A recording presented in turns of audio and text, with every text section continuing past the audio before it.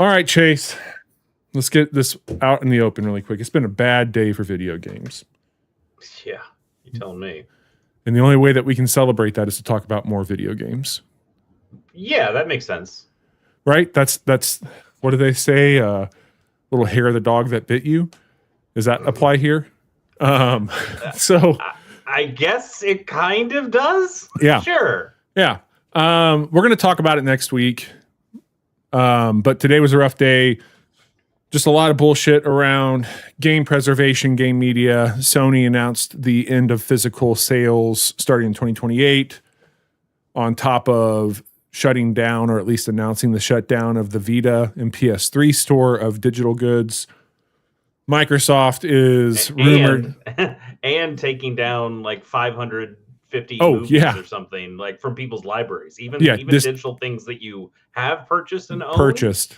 Gone. So not only will you not be able to buy their physical games anymore, they're taking away the storefronts and they're taking away things that you already own. So Sony really went for the trifecta today of pissing people off. They sure did. And like, not to hey, Xbox, hold my beer. I will try to one up you. Well, Xbox will not be defeated in that category because not. Microsoft will find a way to fuck it up even further. There's some terrible news that's been brewing for a few weeks now, and Jason Schreier has been reporting that an absolute devastation bloodbath, unlike anything we've seen before of layoffs, is supposed to be hitting Microsoft next week, specifically in Xbox. So there's never been a better time to play. There's never been a better time, and it's an impossible pivot. But Chase and I have been doing this for 10 years. We are the Casual Hour. It's July 1st, 2026. We are here to tell you about new games coming out this month, but we are passionate, to say the least, about this medium. And it's a bummer because this medium is becoming harder and harder to find joy in these days, because the people who make games are desperately being, not desperately being, but they are being disproportionately put out by big company greed. They are being fucking shuttered left and right. Hardware, gaming hardware specifically, has been fucking astronomically increased in its hardware pricing due to corporations, due to AI. It's just rough. There's a lot of rough things. So I just wanted to get out in front of it before we get into talking and celebrating games. We are always going, at least I'm going to always try and bring a positive light and talk about things that I typically enjoy, because there's a lot of things I don't enjoy right now that's happening to this thing that I care deeply about.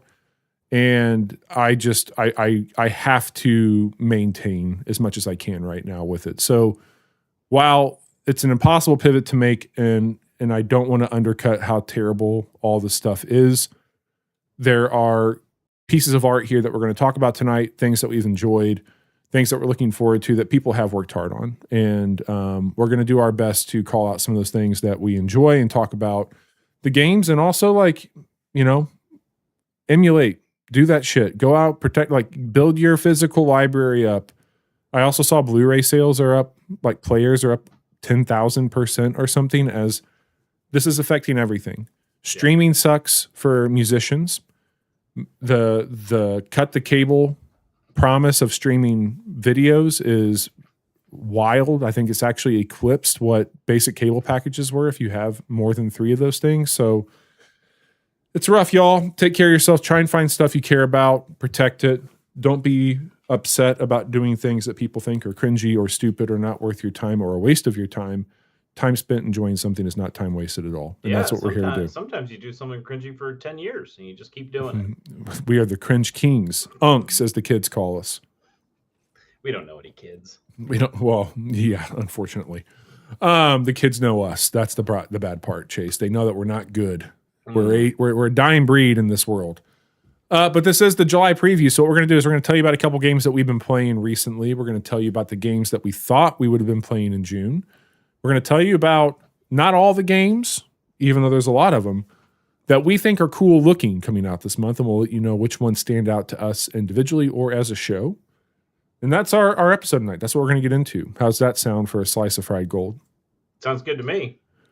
Well, speaking of preservation, Chase, those R wings have never looked better, baby. I don't think that's preservation, but okay, continue. I have played Starfox, not Starfox 64, but Starfox 64 on the Nintendo Switch 2. This came out last week. We did talk about it. I think it dropped on Thursday. So we streamed a little fights, or the sequel to Fights in Tight Spaces, 2 Fights, 2 Tight Spaces on Monday night. I still think we're going to try and get through a run on a Monday night on Starfox sometime, but you've had a very hard line on this one. You've been very anti, like, I can play this game. I don't need to play it this way. I appreciate this game, but I'm going to stick over here. Yeah. I like bright, shiny, new graphics on things. I'm part of the problem in that regard.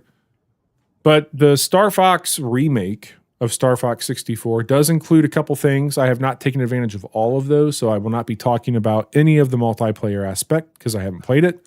Which is probably, in my opinion, the most exciting thing about the new Starfox is I think they did some cool stuff with the multiplayer, and that probably shines a little bit more brightly to somebody like me who, again, the single player game is kind of just the single player game that we already have, but the multiplayer stuff is genuinely new and kind of cool. Even though I don't play a lot of multiplayer stuff, that was pretty exciting to me. But I am interested. So I played the demo. We did talk about that. We've talked about this a number of times over the podcast. But now that you've actually gotten your hands on it, you've actually played it. You've beaten the campaign a couple times. Now this is a game that has different routes, and you're supposed to play it multiple times.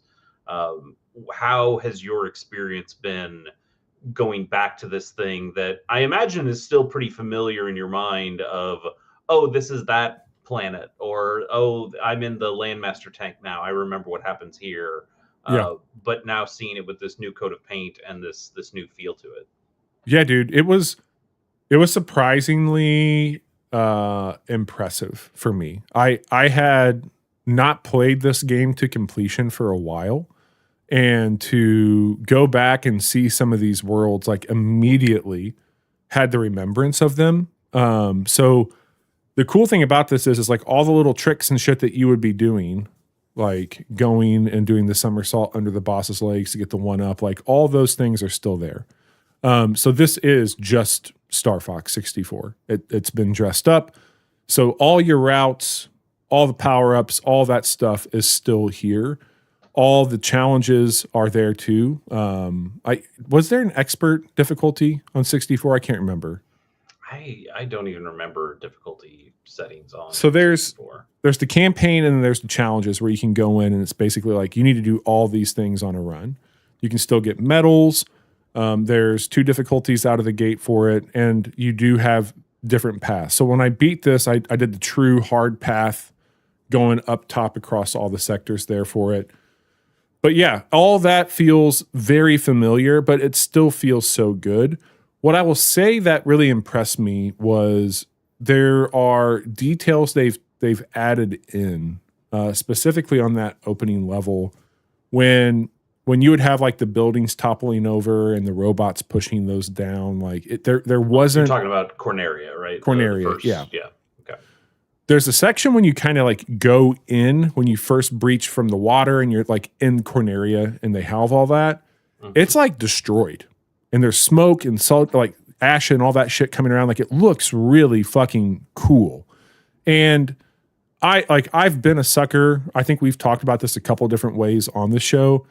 I think the R-Wing is one of the coolest designed ships ever. Like it is. I bought God, what was that? Was it like Disney thing that they had? Yeah, whatever that game was, and I never ended up playing it. I probably should at someday, but I bought it just because it came with that R-Wing bundle to get the Starfox thing, but it had like a little R-Wing toy, and I was like, I just want that. I just want an R-Wing to put in my house somewhere. You know, when Animal Crossing had the original Animal Crossing had an R-Wing that you could buy and put in your house.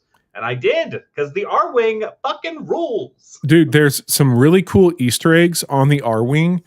There is like let's say like Starfox or an R-Wing and all this shit. they've basically pulled out the SKU from the Nintendo Power magazine and like used that as like the call number. And that SKU is the Starfox magazine episode or whatever. Yeah. There's little cool details there. I really liked the way the characters looked. Going through this and seeing all the redesigned characters, the way that they were talking, the music was so good in this. I did play it a full campaign with the N64 controller, and that was really fun, like playing it that way. Sure. By the way, the other Switch game that I was talking about with the R-Wing was called Starlink Battle for Atlas, and man, does that game name have some real baggage attached to it now? Yeah, what the fuck is that all about? I'm sure Elon Musk paid them a lot of money to get the name for his. You're probably right. You're probably right. And probably didn't just bully them or no, not at all. But here's the thing: I think that there are. I want to say that I give this like a very large recommend. Like, I think people should play this if you have a Switch 2. It's not full price. It's not full price, but it's still pricey. And I think people who are unfamiliar with Starfox need to hear this loud and clear. This is a very, very, very small, short story of a game. It is meant to be replayed. It's not a roguelike. It's I guess, could you technically get there and call this a run-based game?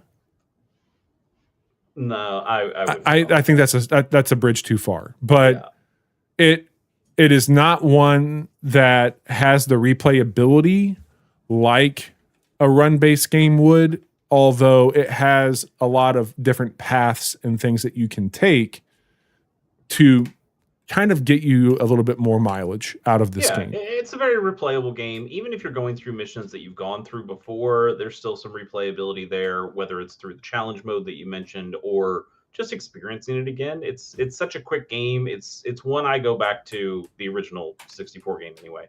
One I go back to a decent amount where it's just, hey, this is a game that I know I can finish in about an hour and change, and have a really good time with, maybe see a slightly different route than I'd gone before, maybe try to go for some kind of challenge that I hadn't gone for before.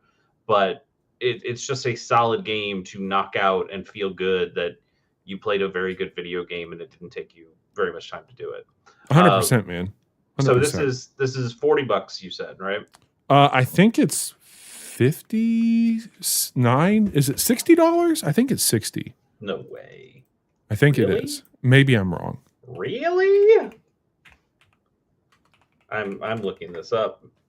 It is $50. Sorry, $50. You're right. That is still that's $10 more than I'm even semi-comfortable paying.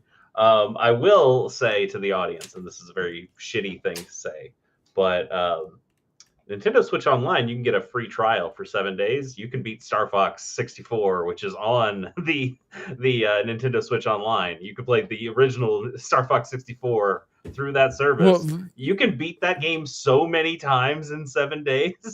You'll be fine. I don't disagree with it, but I also just I think that you do get some other cool stuff with this. Like, it is not adding anything to the gameplay. But I did really, really like all of the stuff that was happening between the missions. I thought that was really cool. Tell me more about like the story stuff and the characters. Do you feel like you got a better sense of the Starfox crew? Totally. And like, is there a good story in there somewhere? Yeah, it's interesting to hear them talk more about how it's. All right, let me back it up. As you start to progress the story and you find the alternative paths, you have a choice. You don't have to go to the one you unlocked. Like, you get to pick what's going on. One of the things I really if you accomplish the mission, you totally can pick which route you go. Totally. If you complete the mission, which is just doing it the normal way, you're locked into doing the worst route. But yes, you're right. When you do it correctly, you get the choice of where to go. So when you get out of the mission and it goes back up to the Great Fox, everybody's just kind of chilling and hanging out. And it feels very much like they're not teenagers, but it has that vibe of like a teenage room, you know. It had like a Guardians of the Galaxy feel to it. Like, hey, we're all in a ship, we're fucking around, but you know, when we need to get down to business, we can do that.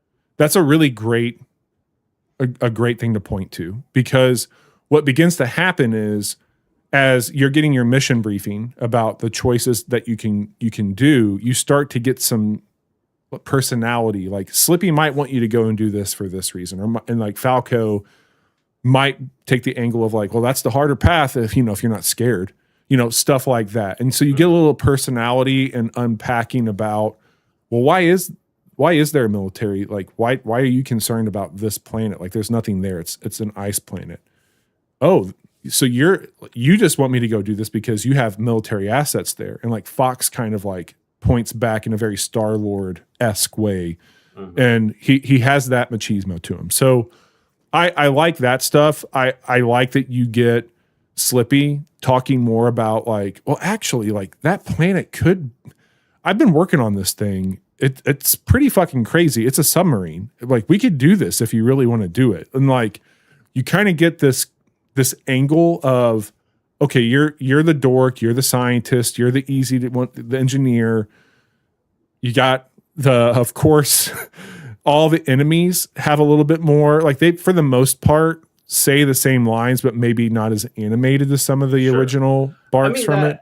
When you're playing 64 and you just hear some random dialogue when you're facing the Star Wolf team and Pigma, is talking about your dad or whatever. And so you start to get a sense of like, oh, he betrayed the team. I see what happened here. Yeah. And then for this game to have that kind of prologue cutscene where you see James McLeod getting betrayed and then by Pigma. caught on Venom. Yeah, and you see Pigma actually do the thing like that. That is cool. Like there is something it's cool, neat about that. Is there? Again, I'm trying not to be too shitty here because I still do feel like I have a pretty hard line of like I just don't need this game, and I have this game in other ways that I can play and I'm happy with. Do you feel like there's more to this that I don't just get from watching the cutscenes on YouTube? Like, is there anything outside of the multiplayer that we know we haven't really discussed? But do you feel like, hey, there's a reason why Starfox is a game that needs to be played over Starfox 64? This, in my opinion, if you care about Starfox 64, this game does two things. It completely honors and maintains everything that you loved about that game. It takes nothing away.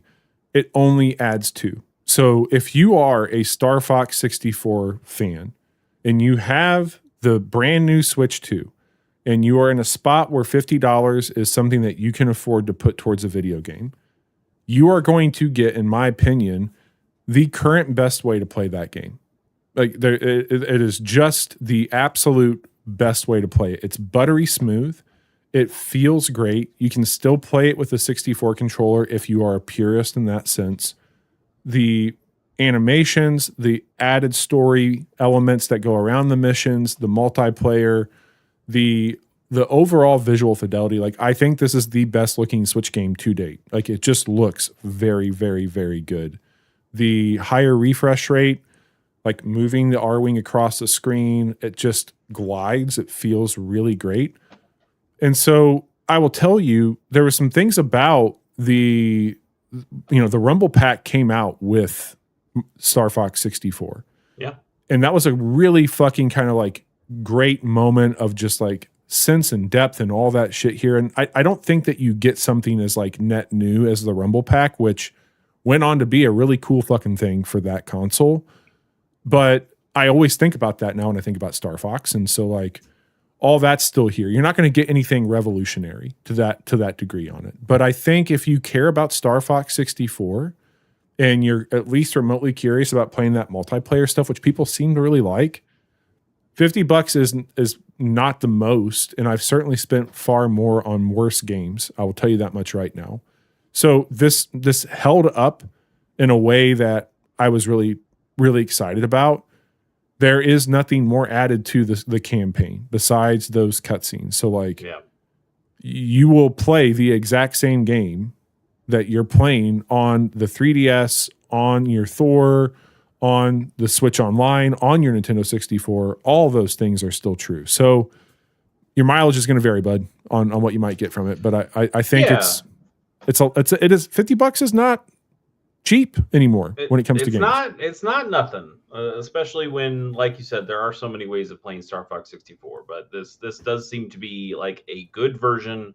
I do hope it does well to. I think it's doing pretty good. That there is an audience for Star Fox again, and that they should invest in making a brand new Star Fox. That would be great. But yeah, there is something that if they want me to pay this amount of money to replay Star Fox again, I think I just want a little bit more, you know. I know I'm very excited about something like Dynasty Warriors 3 getting remastered, but that is, despite being called remastered, that is a straight remake of that game that has a lot of new elements, and there are things that it's calling back to that old game, but it is also a game that is bringing in a lot of new mechanics and things like that. So for a game like Star Fox to say, hey, it's kind of just the same game, but it has a new coat of paint. We added some story stuff in between, and the one thing we could do is like add a cool new multiplayer mode. I guess just knowing where we've gotten these kinds of games and where they've gone, like we've seen the Steam games that have tried to emulate doing a Star Fox like thing, and they've found ways of making it into roguelites and adding a lot of new mechanics and new ideas to it. So there is something that's a little disappointing of, hey, we're getting Star Fox 64 back, so it's going to play like you want, it's going to look like you want, it's going to do all these cool things, but it is kind of just the same game that is also still on this system. That is the one thing. It's really hard to get past that for me. This is a game that was already on that system, not with the new coat of paint and everything, but you can play Star Fox 64 on your Switch too. Yeah. I will tell you also, I think it's done very well for them. It's outsold double what Star Fox Zero did, and it's also outpaced significantly by like 70% what Star Fox 64 3D did. So yeah, I think it's done enough to let them know people still like Star Fox. And that's what I was, at the end of the day, that's the most important thing to me, because I think Star Fox is really fucking cool. And I know our good friend and friend of the show, Jiggy, has finally gotten their copy, and they're going to stream it as soon as the heat wave breaks. So very cool. Look forward to that. But I know Jiggy is extremely excited to have. The next time we hang out, I'll bring my Switch too, and you can check it out. Like you can maybe go and see some of those other levels. Like we're going to stream it, so you'll see it all, and that'll probably scratch this itch for you if you have any itch at all. Yeah, happy to. All right, what in the world could you possibly be up to, Chase? Well, I finished Fire Emblem Life of Saros, the ROM hack I was playing, and had a pretty good time with that. I think that game ends pretty well. There is a really cool epilogue level that you can play that is really neat. I think that game is 23 chapters, so it's like a good chunky game for a Fire Emblem game. But the story of it like barely goes anywhere. And the epilogue kind of just skips over what the game probably should have been to go, oh, here's the final fight. And that final fight is against Nemesis, who you end up seeing in Three Houses. And so it's like, okay, I mean, the game was cool. I had a good time, but it also felt weirdly paced. But after beating that, I'm like, okay, I'm in the zone. I know that Fortune's Weave is coming out in a few months, and that'll be, an extension, a continuation of the Three Houses story. I'm in a real Three Houses mode here after having played this. There is another Fire Emblem Three Houses game that's out there that I haven't really touched, and that is Fire Emblem Warriors 3 Hopes, which sounds perfect. And I go back to when the original Fire Emblem Warriors game came out. If you couldn't make a game that was more aimed at me, it's Fire Emblem. You didn't like this, right? Warriors. It's Fire Emblem Dynasty Warriors. I should love this. I haven't played this. I had played the original Fire Emblem Warriors and thought it was really bad. That's right. And I did not like that game at all. I didn't like its original characters that they made for the game. I didn't like the way it played. There were a lot of things that just didn't feel right to me, in a way that was a little surprising, because I kind of liked Hyrule Warriors. and I thought they did a pretty good job with Hyrule Warriors. But for whatever reason, this one just didn't sit well with me. Most of the time, I'm the kind of guy who's like, well, I like the Three Kingdoms, so I want to any of my Dynasty Warriors games, I'd rather them just be Dynasty Warriors. They've made a Dynasty Warriors Gundam game too, which you'd be like, oh, Chase would love that shit. I don't. I want Zhang Fei. I want I want Zhuge Liang. But Fire Emblem is a franchise I really like, and so I tried it, and I didn't really like it, and so I just didn't play very much of it. And Three Hopes, I kind of, when that came out, I was like, this isn't something I really need either. The story stuff sounded interesting. There's a time skip that happens in Fire Emblem Three Houses, and you have the academy days when they're all young and students, and then you have hey, we're all like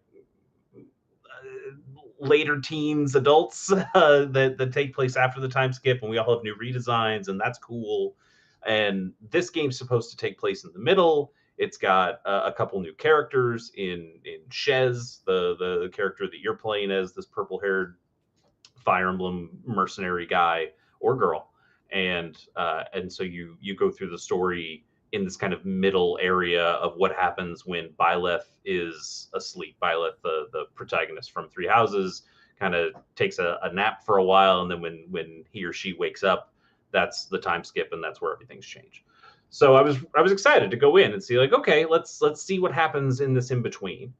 And I've played this game for about 5 hours, I think, and I'm nowhere close to the time period that this is this is supposed to be set in.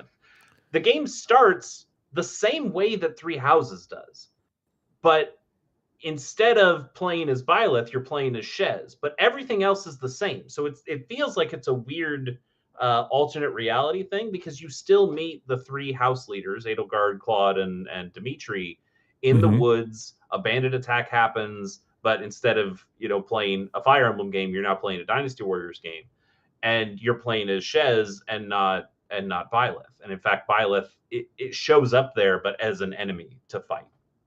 So it doesn't make sense to me, as somebody who has played Three Houses, of why this is happening. And they're not setting it up very well, at least not initially. I'm sure this is something that gets explained as the game goes on, and then we'll get to the middle of the time skip area, and then I'm sure it opens up more. But from a story perspective, I'm not really getting what I wanted out of this, which was a new part of the Fire Emblem Three Houses story that I'm looking for. And also, it still feels like Fire Emblem Warriors in all the ways that I didn't like. It is an overly complex but also very boring video game. That's a shit thing. Yeah, I mean, nobody's out here saying the Dynasty Warriors games are that original. It is a franchise known for doing the same thing over and over and over again with very slight improvements that people who are really into those games will debate endlessly. But these are games where you do the same things. You take over forts, you fight enemy officers, you gain levels, you get potentially new weapons. Like that's just the thing that you do. And the way that this game tries to translate Fire Emblem abilities, and it's also similar to what happened in Fire Emblem Warriors, is that they want to throw some more of the tactical stuff in there. That, hey, you're playing, Fire Emblem is a strategy game, and the idea is that you tell units to move from this space to that space and attack that thing. So what if we do that, but now it's like real time? So we want you to go into the menus, and we want you to say, this guy, I want you to run over to that area and fight that guy. And we put in the weapon triangle, so swords beat axes and axes beat lances. Okay. And now you still play as you, and you can go through these maps. And that sounds pretty good. Sure. I do like the idea of being able to tell my guys to go into different places. But it also tries to add on a lot more Fire Emblem elements where your character can level up, and the level ups are randomized, and you'll get, hey, I got an HP and a strength and a speed up, but I didn't get any charm or resistance up.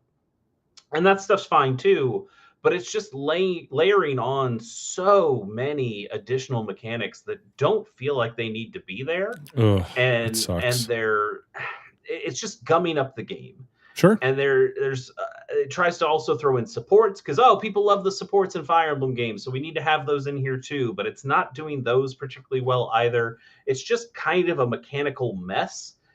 And also, you can kind of just ignore all of it anyway because it's generally a pretty easy game, and it's Dynasty Warriors, so you just kind of hit YYYX and do that combo a bunch, and that's the way those games go. So that part's frustrating too. Of why are you adding so many mechanics if none of them really matter?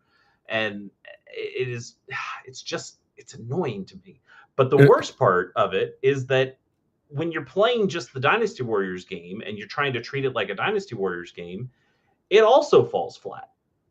Because the environments are incredibly boring, more boring than they are in Dynasty Warriors, which is already a pretty low bar to clear. But somehow these are really uninteresting areas. The combos also feel very uninteresting and doesn't feel like there's enough meat on it. I'm having it sounds a really like you bad should put time it down all around. I think I am going to put it down. I haven't played nothing that you said just now makes any remote case and especially with what we're about to talk about here. Like, I just don't think that there is your time. You talk a lot about your time being wasted. And I'm sorry to tell you this, but it sounds like this would be a waste of your time. Yeah, I think you're right. I feel like I might have one more session in me to give it a try. We've got a holiday weekend coming up, so I've got a few days off, and maybe I'll try it a little bit more. But there are just other games that I'm more willing to play. I would rather just play another Fire Emblem ROM hack right now. Like you said, we're about to show the preview of all the games coming out in July, and there's some pretty cool stuff in here. And then I know that my year is going to start getting packed once we get to August, because then we're going to start getting some games that I'm extremely excited about. So you should check out that fucking Lumi. If you want to check out a ROM hack that's not Fire Emblem, I mean, that Luminescent Platinum is really fucking good. Like there's some cool stuff that you can check out. And again, we're gonna be talking about more of that here in a moment, because there is some really cool stuff on the way. But I don't know, man. Like, I know I like everything, but I think there's a lot of really good stuff, even some stuff this year that you could probably sink your teeth into that you haven't yet, that you would have a much better time with. Yeah, absolutely. Like the debate for me when I was deciding, should I play Three Hopes was, I could start Dragon Quest VII right now. Mm-hmm. A game I've wanted to start. I have it on my system. It's ready to go. I could do that. I've got this wheel spin game that I've been trying to play for 2 months now, and I'm gonna, spoiler alert, I'm gonna try to play it for a third month. So I have Grim Fandango. I did start Grim Fandango at least, so I've made progress in Grim Fandango. I have faith you will finish it, or at least watch it finished. I know you'll see the end of that. Absolutely, I definitely will. But I don't think you will see the end of Three Hopes. I don't think so either. I think that is a game that is going to take a lot of time. And I don't want to spend that much time on a game that doesn't feel like it's respecting my time. So go play Persona 3 Reloaded. That's also on the list. Play Dragon Quest. I said it's on the list. You got plenty of cool shit. I do, and we're gonna add some cool shit this month as well. So why don't we move into the month of first we got to talk about the month of June, right? And then we'll get into the month of 100%. July. Yeah, we are entering into our preview segment. All right. So we start by talking about the month that was, and that was June. And we each had a few games here to talk about. Bobby, you had Starfox, which we just talked about now. So it sounds like you're pretty comfortable with that purchase. Oh, yeah. We both had The Adventures of Elliot, the Millennium Tales, which you played some of. I didn't end up buying, but we talked about that on last week's show. And it seems like there's kind of something there, but it kind of started to falter a little bit for you from what I heard, right? Yeah, I'm still playing it. I think I'm coming to grips with, like, this is something that you can do if you have bandwidth. It's not something that you should prioritize other stuff. It's also a good kind of turn your brain off game. I've played it that way. It's frustrating because I don't want that to be a turn my brain off game. I want that to be like a puzzle laden Zelda style game that I'm doing a lot of RPG stuff in. So like to turn my brain off and to treat it more like an action Fetch game. quest, man. That's all like, it is. What are you doing? What are you doing, Square Enix? That's a good question for life. Bobby, you also had Star Seeker Astroneer Expeditions, which that was the kind of sequel to Astroneer. It's not at all. This is a weird extraction type thing. Oh, and this is not anything remotely close to what Astroneer is in that regard. So when I saw that, I got kind of turned off. It does seem like it's pretty reliant on other people. I don't think this one's for me. So I said no thanks. Did you see if other people were enjoying it? Like, I think it's sitting like mixed. So unfortunately, not a great thing. I love the idea of Astroneer, and yeah, seeing that trailer and us talking about it last month, I was like, man, this doesn't quite feel like what I want. But I think what I want is just Astroneer. I would love to play Astroneer. Yeah. That's maybe another thing we should kick around as a potential series. And the last game, I know that you've been enjoying this one, is Voidling Bound. You've talked this one continues to just be really fucking cool. This is a very cool thing. It's not like I don't think this is like a Game of the Year winner by any stretch, but I think it's definitely doing some very cool things. And the more I play Voidling Bound, the more I'm just like, man, this thing's fucking cool. This is a fun little thing. It's very good in small bites and slices. It respects your time. You can get in and out of it. Customization's there. It's cool, man. That's nice. A new. I should show that one to you sometime. Yeah, I'd love that. That seems like a good check it out on Monday thing as well. Well, like I said, I also had Adventures of Elliot Millennium Tales on my list, but I didn't end up buying it, kind of based on your reaction to it. I'd wait for a sale. Yeah, I think that's fair. I also had Densha Attack, which is the kind of train. Oh, that got bumped to this month. Did that get bumped? Okay. I think it's this month. I'm pretty sure. Then I won't feel bad. Let me double check. Not having purchased it. Yeah, please do. But I still think that game looks cool. I just didn't feel the need to buy it right now. That also seems like one that I might just pick up on a sale. And these smaller kind of indie games usually go on sale faster. It comes out July 15th. We're not going to cover it this month, but it will be out July 15th. Sounds great. So maybe I'll pick it up this month. Yep. And then the last one, this one came out, right? Was Deer and Boy. Yep. And I was pretty excited about this as somebody who really likes Neva and Grease or Gree and a lot of those kind of Inside, those kinds of games. And this is another one of those. And it's got good reviews. Yeah, I'm sure it'll be a great game. It also felt like one that I didn't really need to pick up in June and play it. I think I can wait for a sale on that one as well. But I'm still impressed by that one. I think I will be picking that one up at some point and playing through. I can't imagine it's a very long game. So that might be a fun little thing to knock out, like right before Game of the Year comes in and you're in like your cram session. That seems like a very easy cram session video game. Oh yeah. Before we jump into the trailers, we got to talk about a little bit. Oh, you're good. I'm just resizing a window, so you're good. Okay, sounds good. On PlayStation Plus, we got a couple of new video games showing up on that service for PlayStation Plus Essentials. We've got the Call of Duty Modern Warfare 3 cross-gen bundle. So you'll get the PS5 and the PS4 version of Call of Duty Modern Warfare 3. I don't think I played Modern Warfare 3. I did not play that one. No. I mean, it's been a long time since I've played. I think I played the original Modern Warfare 3. I've definitely not played this kind of remake trilogy of Call of Duty Modern Warfares that they've made. So I don't know. I talk about enjoying a Call of Duty every now and then, so I could see myself grabbing this while it's free, and maybe just going through a campaign and not considering playing the multiplayer at all. That's a thing I might just do. I also wonder how big it is. how many gigabytes is it going to take? Isn't there another one that just got in? I mean, there's always one that. Is there a new one coming out soon that you're aware of? I'm sure there's always a lighthouse. Always a lighthouse. Always a lighthouse. Always a Call of Duty. Yeah. Okay. Yeah. Next is For the King 2, which has a PS4 and a PS5 version. I wasn't familiar with this series. I looked up a trailer before we started, and this also just kind of seems like a game I'm supposed to play, that I'm supposed to love. The first one's pretty cool, man. Yeah. I played the first one on the Switch. So it's a roguelike game.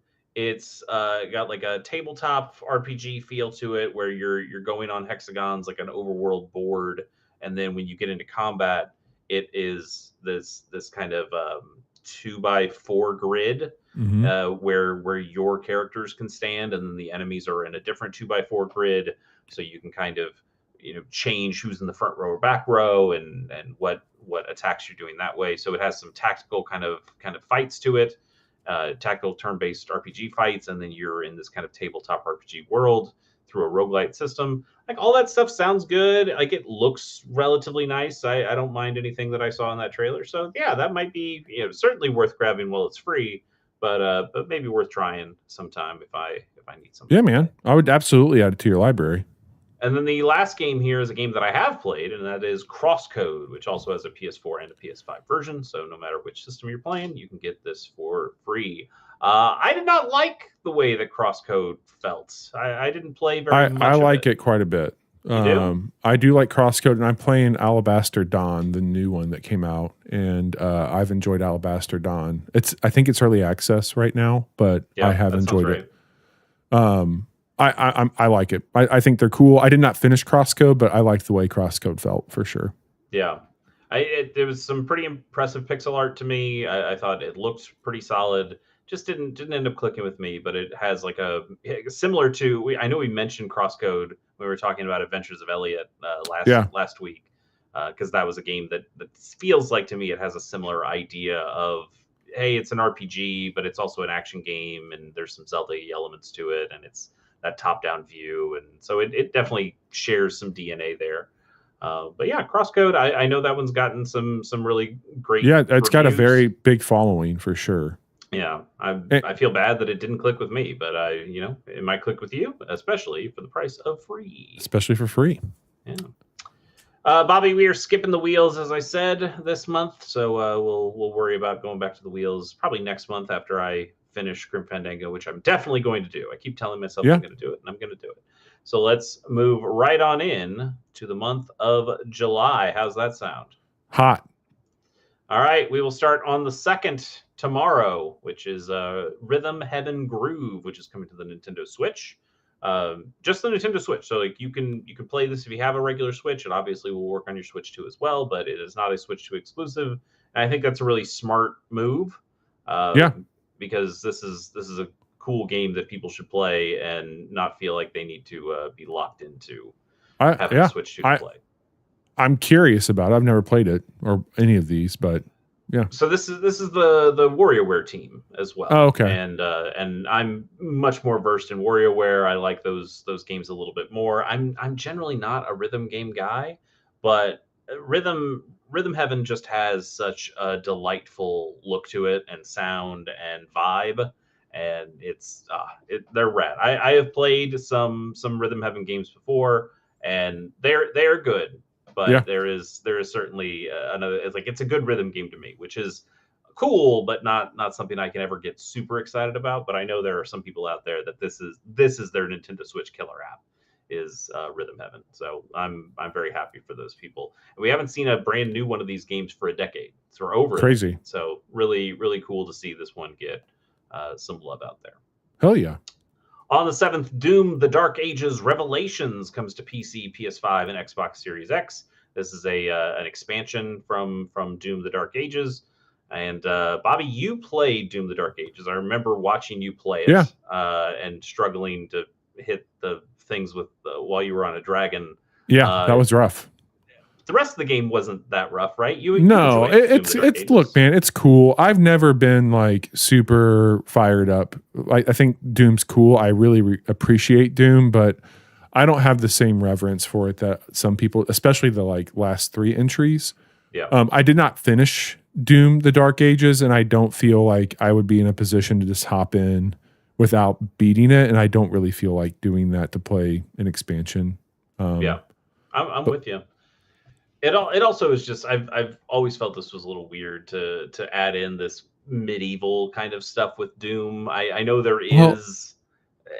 I don't know. More importantly, on that, dude, that they very much were anti the last Doom Eternal. I think is what it was, because it had very weird platforming in it, and people were just like, you know, if Doom Eternal was a jet, this is a tank. And like people are like, yeah, fuck yeah, Doom guy tank. And now what I've been seeing is that they've kind of brought back some of that like real spry movement. You've got a chain lance now and some other shit that you can get. And I did not think Doom Eternal was anywhere remotely as good as Doom 2016 or 2018, whatever that was. So 16, anywho, I don't know, man. I'm sure this will be fun. I'm sure it's cool. I'm sure people are excited. I just don't really feel compelled to go back into this. Yeah, I mean, 2016 felt like a real unicorn to me. Like that game coming out, and I think enough time had passed where we were super excited for a new Doom, and I think the ideas that they brought in for that game were really innovative and interesting in a world that had been poisoned by cover-based shooters for a very long time. For this game to come and go, oh, you need to do these glory kills, you need to actually be moving to get health. We're encouraging so much more of a mobile kind of game. That was really cool. And then Eternal and Dark Ages just kind of feel like retreading the same ground and trying to throw a gimmick on top each time. So they've been a little less interesting to me. I kind of feel like we need to put Doom back in the deep freeze for another 5 to 10 years before we try to bring this one out. There's some, if you are just really hungry for something like this, the indie world is ripe with some really inventive takes on this genre. And I would just say, like, go explore there. You will find, like, Ultra Kill comes to mind. There was the one that I played recently, the bot one. What the fuck was that? More kind of on rails. Anyway, there's some cool shit to check out in a lot of spaces if you're hungry for more of this. Or just go play this one. Or some of the more recent Wolfensteins have also been pretty good. So like, there's games out there. Punch a Nazi, shoot a Nazi, do that shit. At least punch a Nazi in real life. Like, maybe not shoot a Nazi. Yeah, don't shoot anybody. You get in trouble, but punch them. Bare knuckle, they can't arrest you for that, right? Anyway, also on the 7th, Moonlight Peaks is coming to PC, Switch, and Switch 2. Bobby, the one thing that Stardew Valley was missing was vampires. So what if we put vampires? Oh, they just made cute V Rising? Is that what this is? Yeah. Animal Crossing V Rising. Look, man, they know that's my star sign. There's a subgenre of cozy games.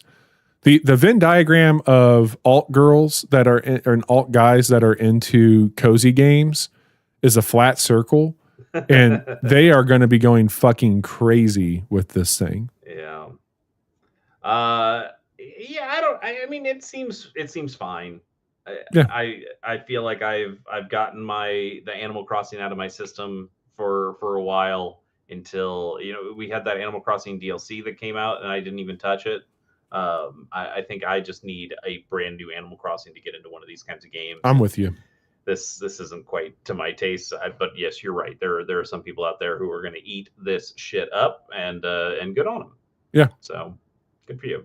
On the 9th, Backyard Baseball comes to PC, Mac, Switch, PS5, and Xbox Series X. Did you ever play the original? Like this game was back from 1997 is when the first Backyard Baseball came out. And I think I absolutely played it. Was it just a PC game back then? I played it at my babysitter's house. So I'm thinking that's where it was.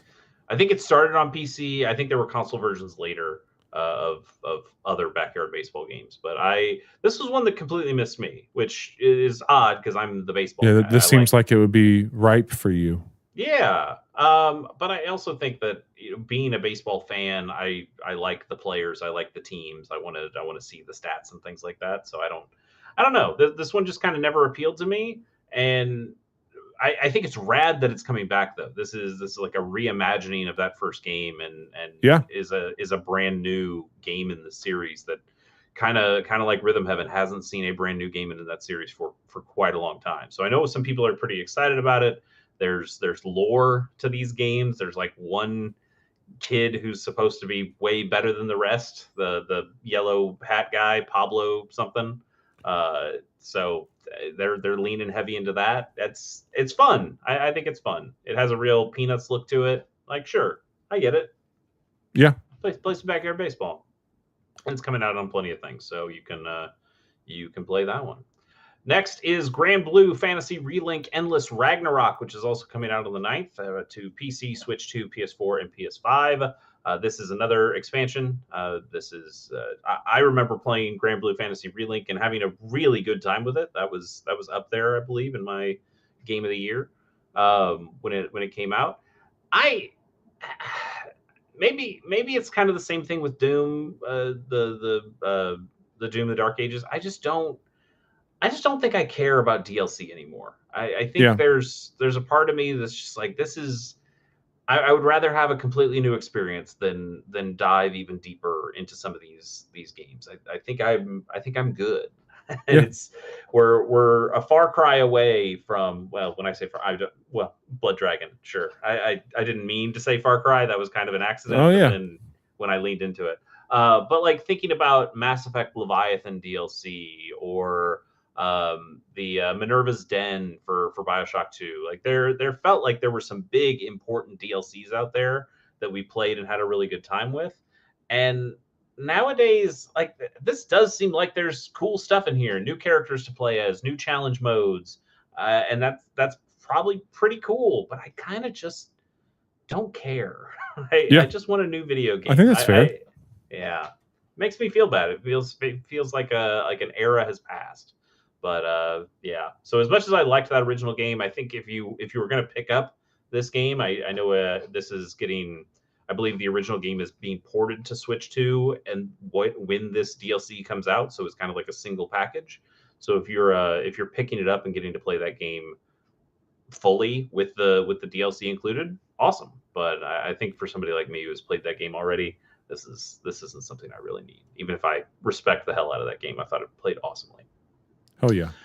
Also on the 9th, Assassin's Creed Black Flag Resynced comes to PC, PS5, and Xbox Series X. Bobby, I'm going to leave this one to you. I believe you added this to the list. I did. I am the local Assassin's Creed apologist of the podcast. I love these games. There's certainly you're the modern Assassin's Creed apologist. I'm the early Assassin's Creed apologist. You apologize for one game. Yes, that's it. The very first one. But I played up to Revelations and had fun with Revelations. I'm definitely done with Assassin's Creed at this point. This one, Black Flag, is really, really, really good. Like I would put Black Flag probably like up by Assassin's Creed 2 for me. Yeah, that's what I hear. It's a shame that Assassin's Creed 3 really poisoned that fucking well. I look, man, this one is really fucking good, and it came out at a really weird point in my life. It was one of the first games I played on the PS4, and I remember having just a great time with it. I am like very hungry to go into like an action RPG, like just a very like kind of paint by numbers action RPG. I have not ever replayed Black Flag. I am very excited to get in and play this one again.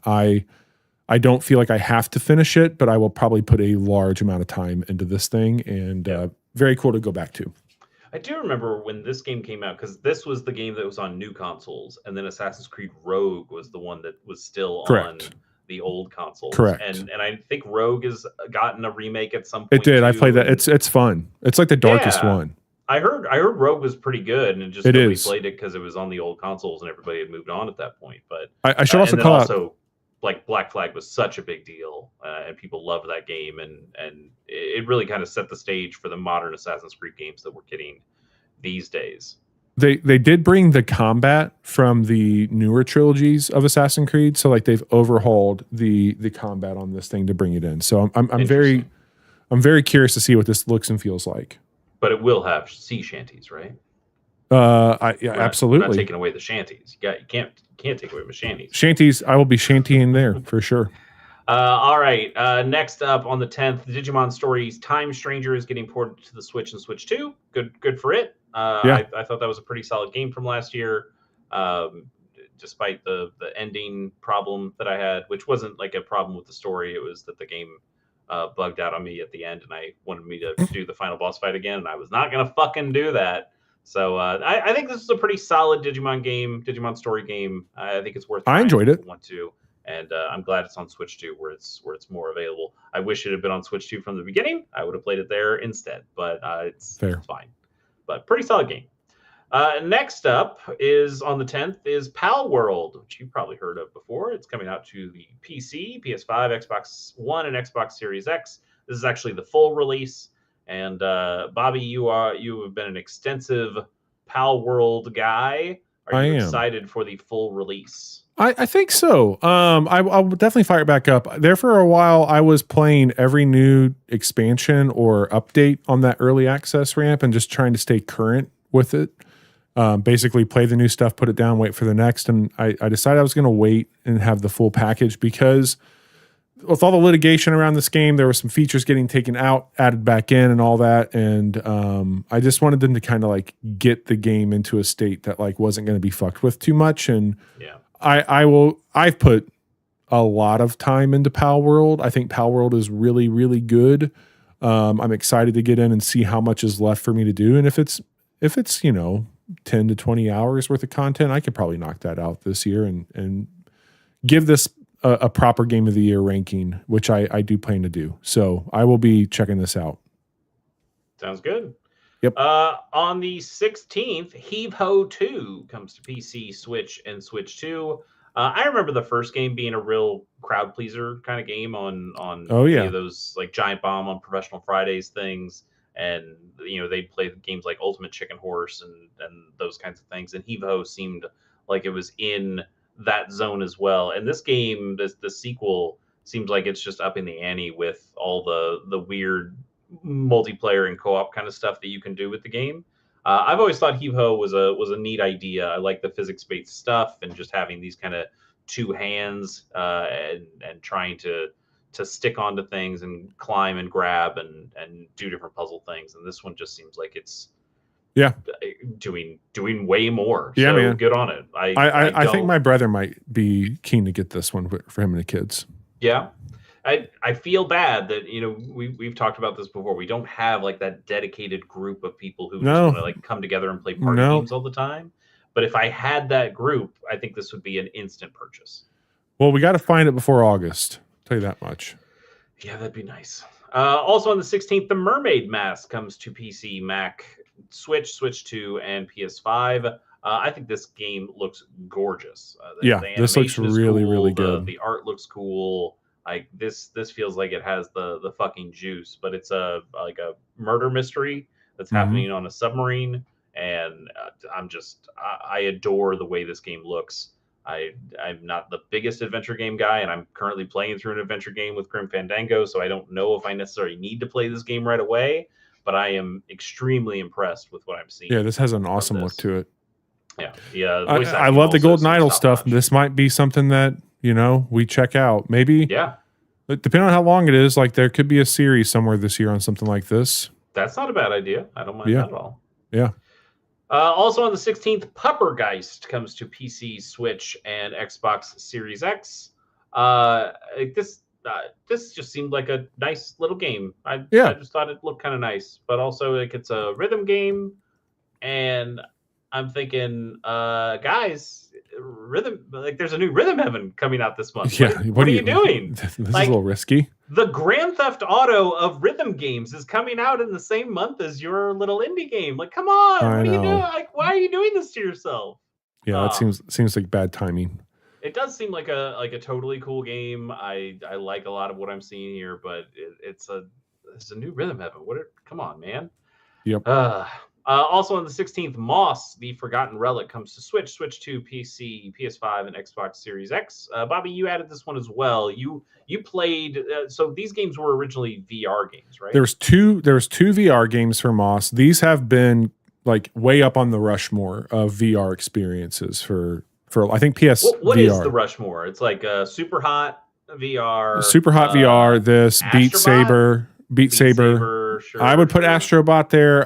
There's a couple like shooter type things, like I think something Arizona, like it's like a zombie shooter people really like.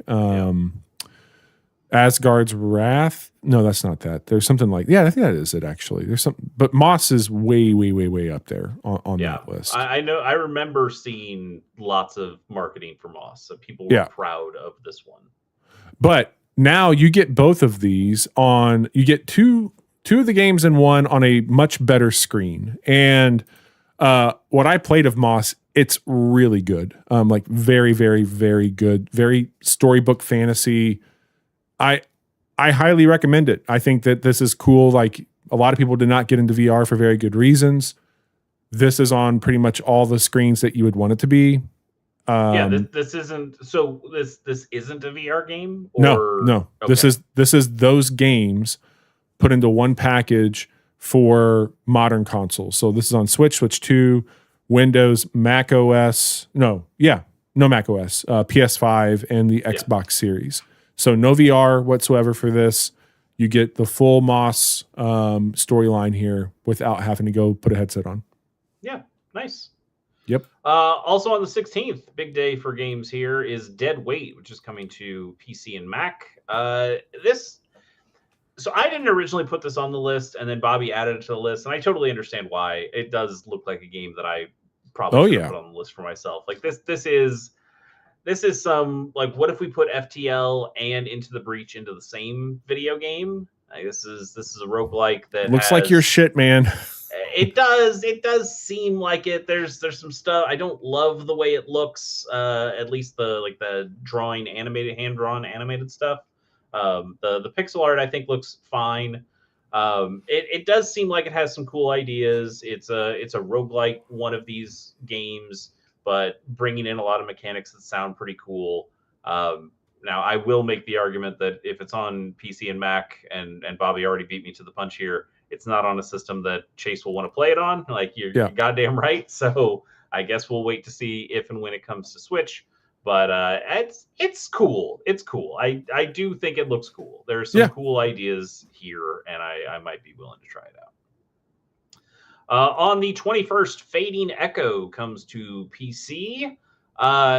This looked like it had some real Splatoon vibes, just from like the way that your character ducks in and out of stuff. I've played this one. It's actually pretty cool. Okay. It does deal with elements in a fun way. So enemies can get waterlogged, enemies can get burned. And so like you are able to invoke elemental things yourself. It's got a very sharp writing to it. It's got awesome style, fluidity to it. No pun intended. But the way it feels is really good. I played the demo of it. You can expand out on those abilities. They get mapped to your triggers. You also have this kind of like mythical spear. This thing, I don't feel like I'll grab it maybe day one just because there's other shit I will be playing that's deeper.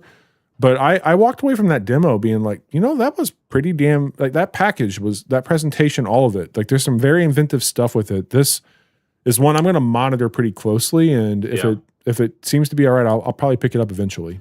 Yeah, I honestly I feel like saying this feels like Splatoon is kind of selling it short. Like it really just is that you can dive into the ground and scoot around like that. That feels very Splatoon, but the rest of the game feels like it's a cool 3D action game with some cool puzzle solving elements to it. It does look really impressive. So I do feel a little bad saying like, oh, it kind of looks like Splatoon. But no, but there are definitely parts that's like that looks like Splatoon. 100%. And I would know. We're going to talk about Splatoon here in a second. But on the 22nd, Tears. Is it Tears or is it Tears? I'm guessing it's Tears. Tears. Like for fears. Mm-hmm. Tears of Metal comes to the PC in early access. This game looks great. It's awesome. I love the look of this thing. Yeah. Tell me more about it. I will absolutely tell you more about it. What if they took something like Dynasty Warriors and put a little bit of the upgrading that you would get from like a Vampire Survivors into that? Sure. And I think it follows the story of Braveheart. That makes sense, yeah. But a little less Mel Gibson. A lot less Mel Gibson. That's great. This is very fucking. If you like warrior style games, dude, this is up your alley. It's very much that, and it feels great. Yeah, and it does have co-op, right? Yep. So like this does seem like a game that you and I would play. Now this is an early access. I'm generally against early access games, and it's also only on the PC, so I'm double against it. But I do really like what I'm seeing here. Even just this trailer looks extremely polished, so I wonder how long it stays in early access. It's very cool. I'll be picking it up for sure. Roguelike co-op hack and slash is the way it's sold here, and that sounds pretty rad to me. I'm liking it. On the 23rd, Splatoon Raiders. See, I told you we were going to talk about Splatoon. There it is. Nintendo Switch 2.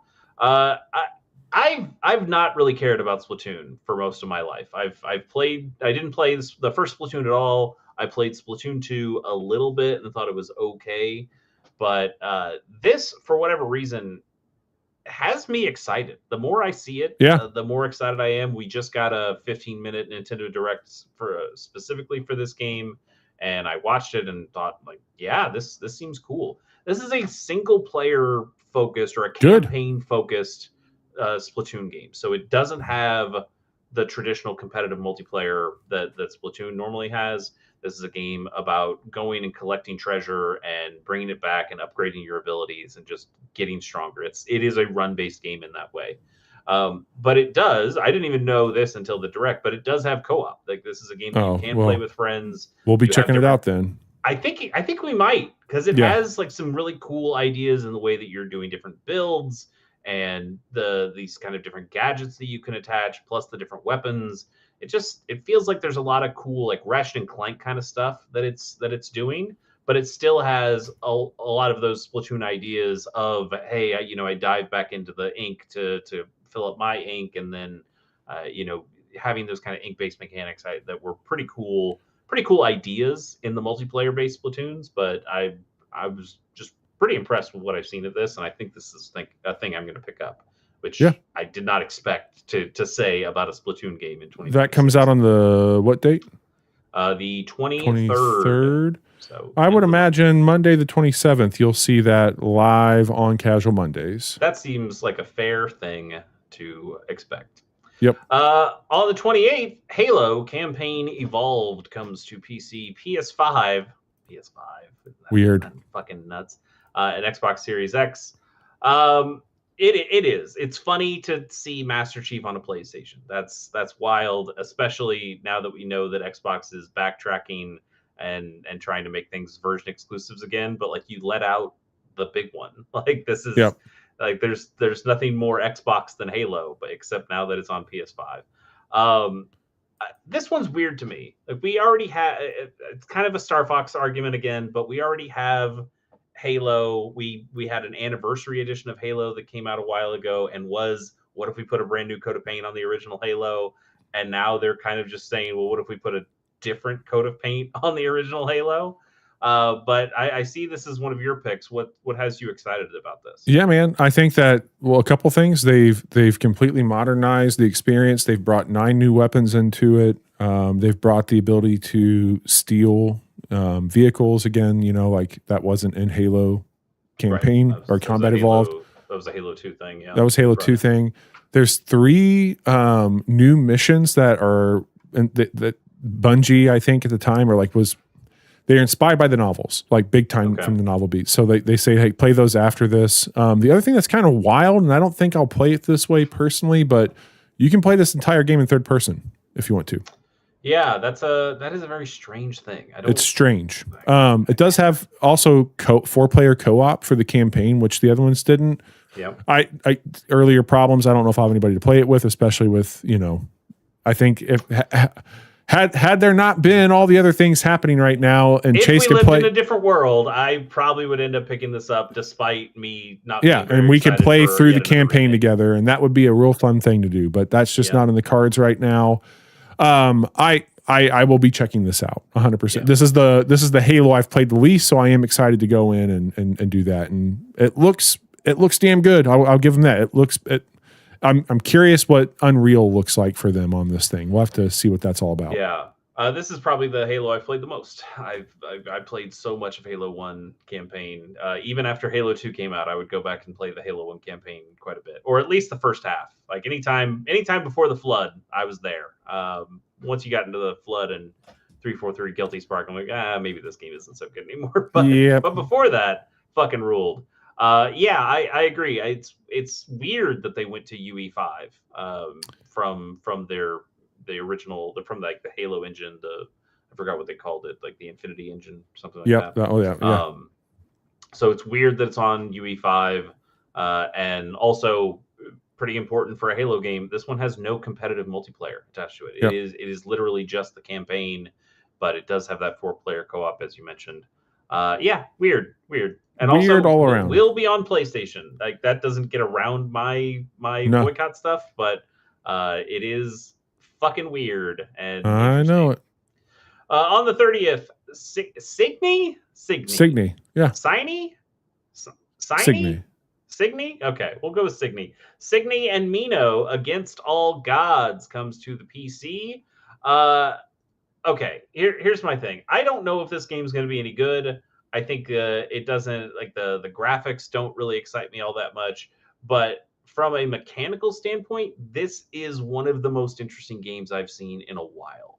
Yeah, this looks really love what it's doing. This is a turn-based RPG, but it is combining Paper Mario style timing, like context sensitive attacks, with a combo skill mechanic that allows you to do these juggles. I think I don't quote me on this because I didn't play enough of it to really remember, but there was a game on the 3DS which was Project Cross Zone that added like that had a bunch of crossover people, like kind of like a Super Robot Wars game in that way. And the idea was that you would do all these juggles and do all these crazy fighting mechanics. And this game feels a lot like that, but maybe even a little bit more expansive. It also reminds me a little bit of Indivisible. Yeah. And I really had a good time with Indivisible. That was just a pure action game. But I think there is something really cool here about having these two characters, the girl and her dog, and these two like finding ways of getting new RPG skills to bounce these enemies and do crazy combos. This seems awesome. It is PC only. That doesn't excite me. I probably will wait for it to come to a different console. I just downloaded the demo, so I'll check it out and report back. Yeah, please do, because this thing looks fucking cool, at least from a combat standpoint. Yeah. Just made me stand up and go, whoa, what the fuck is that? So good on it for that. Our final game of the month is Turnip Mountain, which is coming to PC, Switch, PC, Switch, Switch 2, PS4, PS5, and Xbox Series X. I just think this looks fun. Like this is like Heave Ho, but a single player game. It looks like Playdate. Yeah, it also looks like a game that's on a Playdate, but kind of the same way as Heave Ho. You're a character with two hands, two arms, and a single body, and all you do is use the joysticks to do physics-based puzzles. But I really like the art style of this. Yeah, this black and white kind of game. This is really impressive. Very much like a Playdate game, like you mentioned, or something like Minute. But it seems awesome. And it just seems like if Heave Ho had a story mode, it would be this. And I'm just really impressed by it. I think this might be something I pick up if it's cheap enough. Yeah, this looks really cool. I wonder how thick and challenging the puzzle stuff might be on it, but it looks really fucking cool. Yeah, we'll see. But yeah, pretty impressed by that one. Bobby, it's time for us to make some picks. Why don't you go first on this one? It looks like you've got a lot of picks. Yeah, I'm planning on checking out Moss the Forgotten, or at least adding that to my library because I thoroughly enjoyed my time with it, and I'd like to have a better way to play that moving forward. Gonna check out Assassin's Creed. Mentioned Halo for sure. Splatoon Raiders we talked about. Tears of Metal. I already have Palworld, so I don't know how fair that is to say I'm gonna like pick that, but I already have picked it. So, those are the ones I'm grabbing, man. Nice. I actually have a handful of picks this month, which is more than I usually do. But I was really impressed with the look of Mermaid Mask. I think that's a game I would like to see more of. Splatoon Raiders, like I said, kind of surprising that I'm this excited about that game. I think that's a definite pickup for this month. The Signy and Mino. I don't know how to say either of those names. I guess Signy. Against All Gods. That thing looks cool. Just really impressed by the ideas that game is showing. Probably not something I will end up picking up this month because it's PC only, but something I definitely am very excited by just looking at it. Yeah. And then Turnip Mountain. That is a game that's coming to Switch, so I think I probably will just end up picking that up. And if that can occupy a similar space to something like a Leckhead, when I played that, it's just like, hey, here's a little thing you can jump into, or something like Gato Roboto. It's another. Like, hey, here's just a little game. That game's also in black and white. So I don't know. this seems cool. So I've got some picks. I think, kind of like I said, if Tears of Metal was not in early access and was on a console, I think that would probably pretty easily get another pick on this list as well. But fair. Lots of cool games, both big and small, coming to us this month. And God, we know we have so many more games on the horizon. I know there's some stuff in late August, and then once we get to September, I think just the floodgates are opening. So we are definitely getting to some cool video games, even if, like we said at the top of the show, the industry itself seems like it's kind of collapsing on itself. But so far, games are still coming out, so we will continue to play them until they stop. Well, Chase, thank you so much for pulling this list together. You always do a great job with that. I know we've gone long, so I'll be brief. We played 2 fights in 2 tight spaces on Monday and had a really nice time with that. We'll be back probably playing that together at some point in the future. We might even do like a run or something with it. But that's an early access, and we're big fans of it. You can follow along with all of our antics with the prior one if you go to the links here in chat, or follow them on our episode description.